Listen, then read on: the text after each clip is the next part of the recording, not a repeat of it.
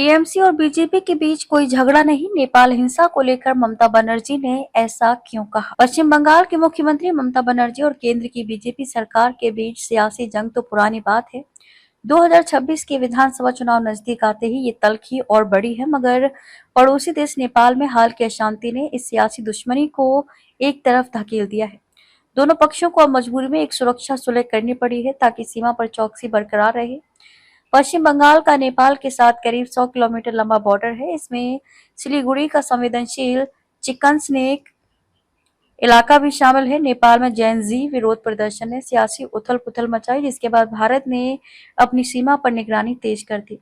ममता बनर्जी ने साफ कहा, राष्ट्रीय हित के मसले पर तृणमूल और बीजेपी का कोई झगड़ा नहीं, हमें देश की सुरक्षा के लिए एकजुट रहना होगा। दूसरी तरफ हाल ही में बंगाल दौरे पर आए प्रधानमंत्री नरेंद्र मोदी ने भी सियासी तकरार का जिक्र नहीं किया। ये पहली बार है जब दोनों पक्षों ने राष्ट्रीय सुरक्षा को लेकर एकजुटता दिखाई है। सीमा पर बढ़ाई गई चौकसी। नेपाल में सुशीला कार्के की अंतरिम सरकार बनने के बाद भी भारत ने सीमा पर सतर्कता कम नहीं की। सीमा सुरक्षा बल बीएसएफ की तैनाती बढ़ाई गई है, सेना की निगरानी तेज हुई है और सशस्त्र सीमा बल एसएसबी बंगाल पुलिस के साथ मिलकर पानी टंकी ब्रिज की निगरानी कर रहा है, जो भारत और नेपाल को जोड़ता है। केंद्र और राज्य सरकार के बीच खुफिया जानकारी का आदान प्रदान भी तेज हो गया है।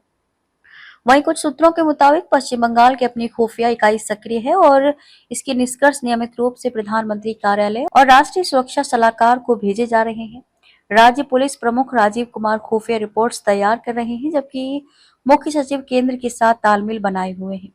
हाल ही में कोलकाता के फोर्ट विलियम में एक अहम बैठक हुई, जिसमें रक्षा मंत्री राजनाथ सिंह और राष्ट्रीय सुरक्षा सलाहकार अजीत डोभाल ने हिस्सा लिया। ये बैठक पूर्वी कमान मुख्यालय में हुई, जिसमें सीमा सुरक्षा पर गहन चर्चा हुई। चीन का साया। खुफिया सूत्रों के मुताबिक काठमांडू के बाजारों में चीनी मुद्रा का चलन देखा गया है। इससे नेपाल में चीन के बढ़ते प्रभाव की आशंका जताई जा रही है।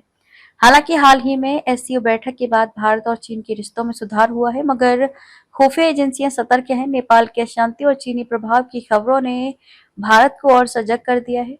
सीमा पर निगरानी बढ़ाने के साथ साथ खुफिया तंत्र को और मजबूत किया गया है। इस बीच राज्यपाल सीवी आनंद बोस ने नेपाल सीमा का दौरा किया। ममता बनर्जी ने सुरक्षा चिंताओं के चलते उन्हें ऐसा न करने की सलाह दी थी, लेकिन राज्यपाल के अड़ने पर उन्होंने पुलिस के साथ मिलकर पूरी व्यवस्था की। बोस ने फसीदेवा इलाके में सीमा की बाड़बंदी का जायजा लिया और सुरक्षा बलों से बातचीत भी की है।